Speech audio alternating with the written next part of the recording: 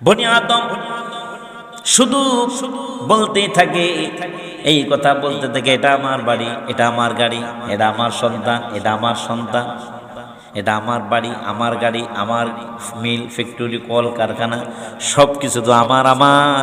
আসলে কিছুই তোমার না, মরে গেলে সব শেষ, ঠিক কিনা? আহারি, কোটি কোটি টাকার মালিক, কাফনের কাফর হবে একই দামের কাপড়। আহা বাইরা আমার, রিক্সাওয়ালা যদি মারা যায়, একজন মুসি যদি মারা যায়, একজন মেথর যদি মারা যায়, প্রধানমন্ত্রী মারা গেলে তাকে যে ধরনের পোশাক দিয়ে, কাপড় দিয়ে কাফন পরানো হবে, রাস্তার ভিক্ষুক মারা গেলে একই ধরনের পোশাক দিয়ে, একই ধরনের দামি কাপড় দিয়ে কাফন পরানো হবে।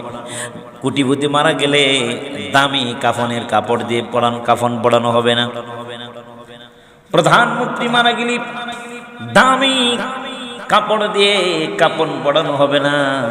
একই দামের কাপড়, একই মূল্যের কাপড় তৈরি হয়ে আছে, প্রস্তুত হয়ে আছে, সব কিছু রেডি হয়ে আছে, খাটিয়াখানাও প্রস্তুত হয়ে আছে। আপনি মারা যাবেন, একদল যাবে কবর খনন করার জন্য, আরেকজন যাবে কাফনের কাপড় আনার জন্য, আরেক দল আত্মীয় স্বজনদেরকে সংবাদ দিবে, অমুক ভাই দুনিয়া থেকে ইন্তেকাল করেছেন, অমুক ভাই দুনিয়া থেকে বিদায় নিয়েছেন। সবাই কাজকর্ম বাদ দিয়ে জানাজার মধ্যে আসার জন্য প্রস্তুতি গ্রহণ করবে, আপনাকে চিরবিদায় দেওয়ার জন্য। আপনাকে চিরবিদায় দেওয়ার জন্য সবাই দলে দলে আসবে, শেষবার একটা নজর দেখার জন্য। কিন্তু কোটি কোটি টাকার সম্পদ তো পৃথিবীতে পড়ে রয়েছে, এক টুকরা সম্পদ আপনার সাথে যায় নাই। এই জন্য নবীজি বলেন, ইয়াকুলুল আব্দু মালি মালি, আমার সম্পদ, আমার সম্পদ করে কোনো লাভ নাই, এগুলি যাবে না। এরপর নবীজি বললেন, ওয়া ইন্নামা লাহু মিন মালিহি সালাসুন, বস্তুত তিন ধরনের সম্পদের মালিক আপনিও, আমিও তিন ধরনের সম্পদের মালিক। আর বাকি সম্পদের মালিক আমিও না, আপনিও না।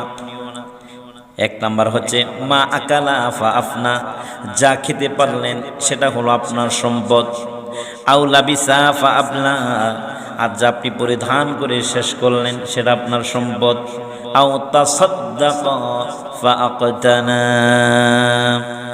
যা আপনি দান করলেন, যেই সম্পদ আপনি দান করলেন আল্লাহর কাছে জমা হয়ে আছে, এটা আপনার সম্পদ। যা খেলেন এটা আপনার সম্পদ, আর যা পরিধান করলেন এটা আপনার সম্পদ।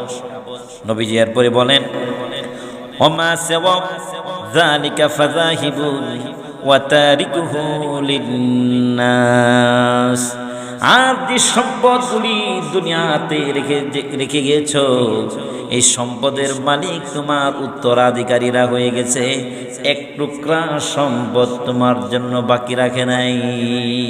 সব তারা নিয়ে যাবে, সব তারা নিয়ে যাবে, এক টুকরো সম্পদ আপনার জন্য থাকবে না। এটাই হলো দুনিয়া।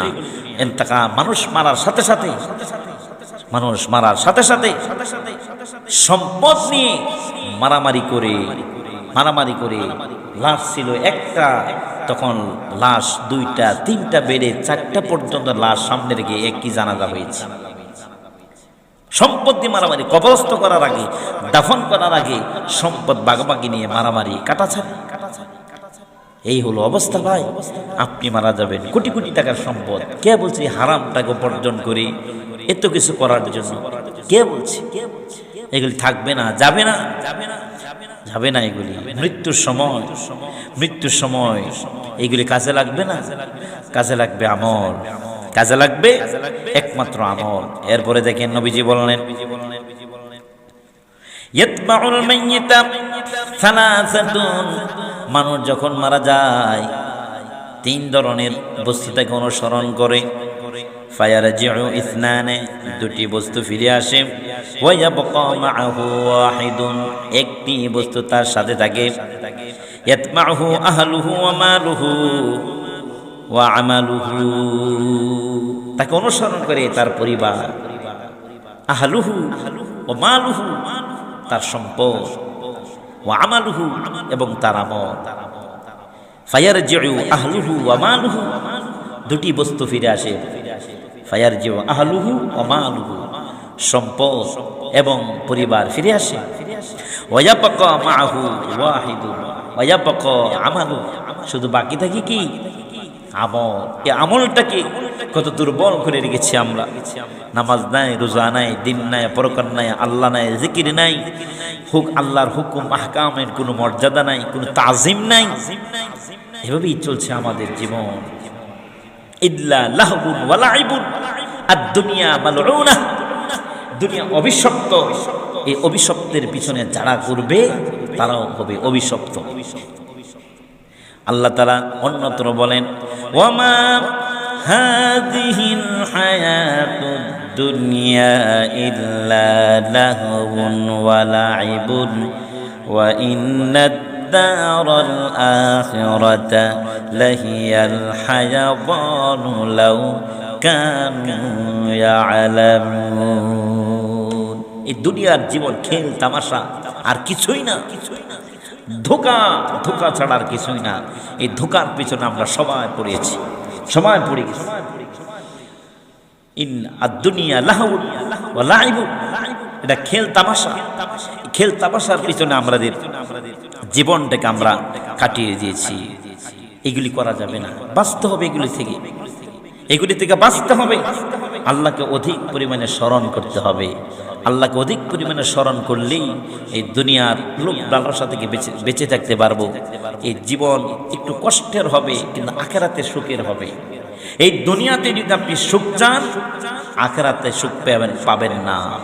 এই দুনিয়াতে কষ্ট করে যান, আখিরাতে সুখ, শান্তির জীবন আল্লাহ রাব্বুল আলামিন আমাদের জন্য প্রস্তুত করে রেখেছেন।